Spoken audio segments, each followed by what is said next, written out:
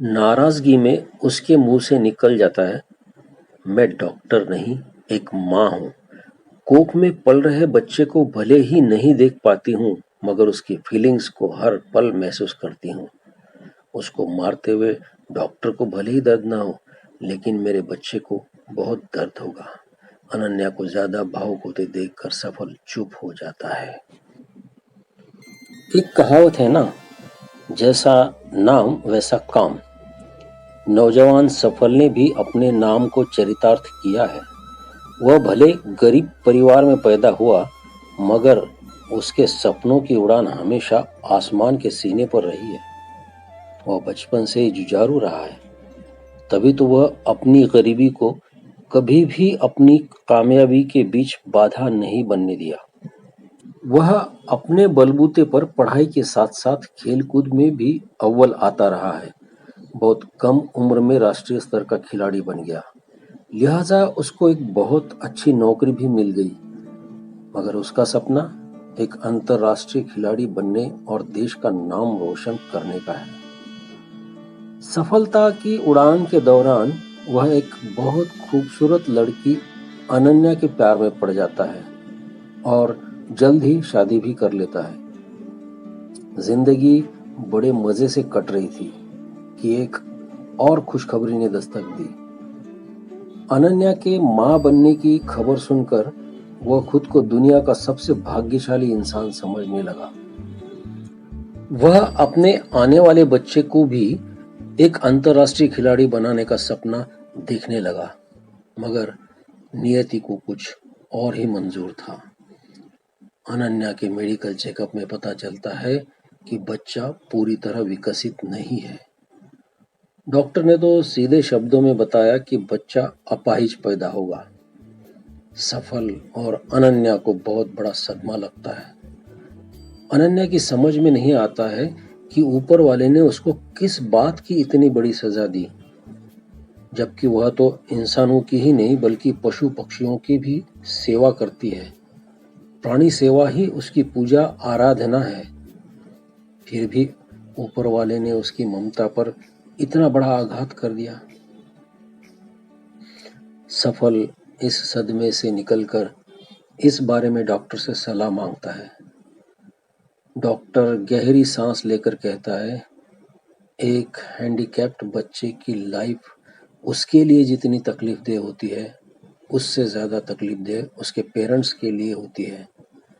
जब तक आप लोग जिंदा है, तब तक तो आप लोग अपने बच्चे की देखभाल कर लेंगे, मगर उसके बाद so please be practical and take appropriate decision. सफल अपनी भावनाओं पर काबू करते हुए डॉक्टर की बातों से सहमत हो जाता है, मगर अनन्या के लिए इस घड़ी में कोई भी फैसला लेना बड़ा मुश्किल था। वह अनजाने ही अपने पेट पर हाथ रखकर सहलाने लगती है। अनन्या जो कभी मरते हुए जानवरों को भी मरने के लिए नहीं छोड़ती, बल्कि उनको बचाने की पूरी कोशिश करती है। वह अपने ही बच्चे को मरने के लिए कैसे छोड़ सकती है? इसलिए वह इस बारे में सोचने और फैसला लेने के लिए थोड़ा सा वक्त मांगती है। डॉक्टर उसको चेतावनी देते हैं कि वह फैसला लेने में जितनी देरी करेगी, उसके लिए मुश्किलें उतनी ही बढ़ती जाएंगी। सफल भी उसको समझाने जाता है तो वह उसको हाथ के इशारे से चुप करा देती है और डॉक्टर की कैबिन से बाहर चली जाती है। सफल कार चलाते हुए कनखियों से अनन्या की तरफ देखता है।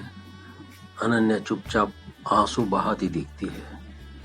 उसको अनन्या के असहनीय दर्द का अच्छे से एहसास है, फिर भी वह कुछ पल की खामोशी के बाद उसके कंधे पर सांत्वना भरा हाथ रखता है।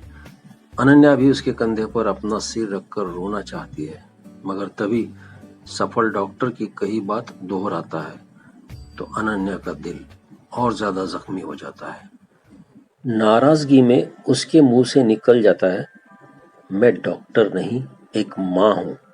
कोख में पल रहे बच्चे को भले ही नहीं देख पाती हूँ, मगर उसकी फीलिंग्स को हर पल महसूस करती हूँ। उसको मारते हुए डॉक्टर को भले ही दर्द ना हो, लेकिन मेरे बच्चे को बहुत दर्द होगा।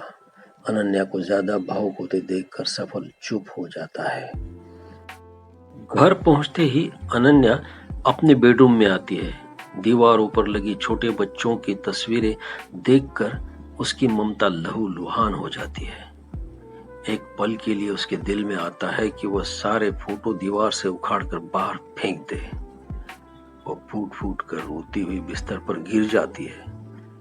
थोड़ी देर में सफल आता है और सांत्वना देने के बहाने उसका समझाना बुझाना शुरू हो जाता है। अनन्या उस पर भड़क जाती है और कुछ समय मांगती है। तब सफल अपनी मजबूरी के बारे में बताता है कि कुछ ही दिनों बाद उसे ट्रेनिंग के लिए विदेश जाना है और उसकी वापसी 1 महीने बाद होगी। तब तक गर्भपात के लिए बहुत देर हो जाएगी। वह नहीं चाहता कि उसकी अनुपस्थिति में अनन्या को अकेले यह काम करना पड़े। अनन्या धीरे धीरे सफल की बातों से सहमत हो जाती है। अगले दिन सफल कार ड्राइव करते हुए अनन्या को हॉस्पिटल लेकर जा रहा है। रास्ते में उसकी कार ट्रैफिक में फंस जाती है। अनन्या कार की विंडो से बाहर झांकती है तो उसे फुटपाथ पर एक भिखारी और उसकी पत्नी अपने लंगड़े बच्चे के साथ मस्ती कर रहे हैं। तीनों बहुत खुश हैं। उनको देखकर अनन्या सोच में पड़ जाती है। उसको लगता है कि मानो पेट में पल रहा उसका बच्चा गिड़गिड़ा कर कह रहा हो कि वह जीना चाहता है, इंसानों की दुनिया कैसी होती है यह देखना चाहता है। वो सोचती है कि जब एक भिखारी अपने अपाहिज बच्चे को पाल सकता है तो वो क्यों नहीं पाल सकती है। अनन्या को उसके उन सवालों के जवाब बच्चे के माध्यम से मिल जाते हैं जो उसको इतने दिनों से परेशान कर रहे थे। यकाएक उसके चेहरे के भाव बदलते हैं। उसको खुश देखकर सफल हैरान होता है और कुछ बोलने जाता है। तभी अनन्या मुस्कुराती हुई उसकी तरफ पलटकर कहती है, सफल, अब हमें हॉस्पिटल जाने की जरूरत नहीं है, घर वापस चलो। यह सुनकर सफल चौंकता है और उसको समझाने की कोशिश करता है तो अनन्या फुटपाथ पर खुश लंगड़े बच्चे को दिखाकर जिंदगी के मायने समझाने की कोशिश करती है। इस बात को लेकर दोनों में काफी बहस होती है। फिर दोनों में खूब झगड़ा होता है। सफल गुस्से में गाड़ी को घर की तरफ मोड़ता है। बच्चे के लिए शुरू हुई लड़ाई विचारों की लड़ाई बन जाती है। एक घर में एक साथ रहकर भी उन दोनों के बीच में एक अदृश्य दीवार खींच जाती है।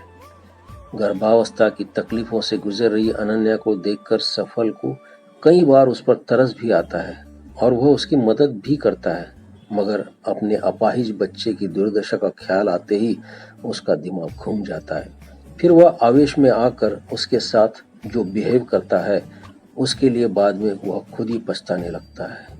इन सब के बावजूद अनन्या अपने बच्चे के ख्यालों में डूबी रहती है। शायद उसकी ममता ने ही उसे यह सब सहन करने की शक्ति दी है, इसीलिए 8 महीने कब बीत जाते हैं उसे पता भी नहीं चलता है। यहाँ तक तो ठीक था, लेकिन अगली मुश्किल यही थी कि अनन्या की डिलीवरी के पहले ही कुछ कॉम्प्लिकेशंस आ जाती है। बच्चे की नाल से उसके गले पर दबाव पड़ने लगा है। प्रीमैच्योर सिजेरियन डिलीवरी कराना अत्यंत आवश्यक हो जाता है। डॉक्टर सफल और अनन्या से पूछते हैं कि अगर बच्चे और माँ में से किसी एक की जान बचाने की नौबत आ जाती है तो वे क्या चाहेंगे। सफल झट से कह देता है कि अनन्या को बचाएं, मगर अनन्या जिद पर आ जाती है कि उसके बच्चे को बचाया जाए। अनन्या की जिद के सामने सभी हार जाते हैं, यहाँ तक कि नियति भी एक माँ की ममता के आगे हार मान लेती है। डॉक्टरों की मेहनत रंग लाती है और ऑपरेशन के बाद जच्चा बच्चा दोनों की जान बच जाती है। अनन्या एक खूबसूरत मगर अपाहिज बच्चे को जन्म देती है। वह बहुत खुश है, मगर सफल के दिल में बच्चे का एक अविकसित पैर टीस बनकर उभरने लगता है। इसलिए वह उतनी खुशी नहीं दिखा पाता है जितनी कि अनन्या को उम्मीद थी। घर आने के बाद भी सफल के रवैये में कोई बदलाव नहीं आ पाता है।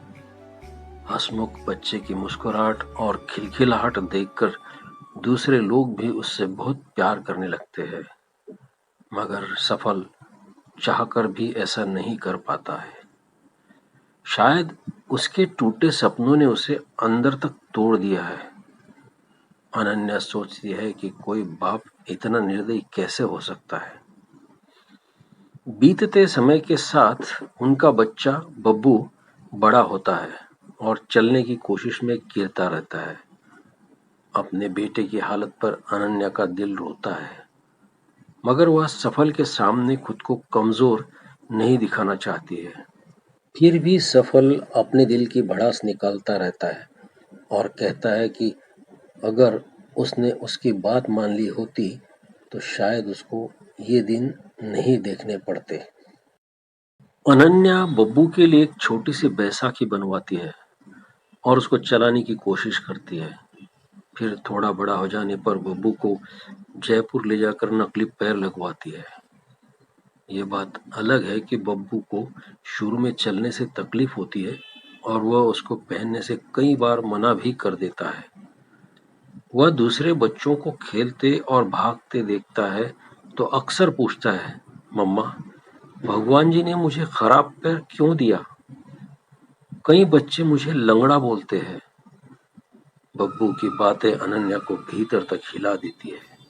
फिर भी वह चेहरे पर नकली मुस्कुराहट लाकर कहती है, मेरे लाल, तू लंगड़ा नहीं, भगवान का भेजा हुआ स्पेशल चाइल्ड है।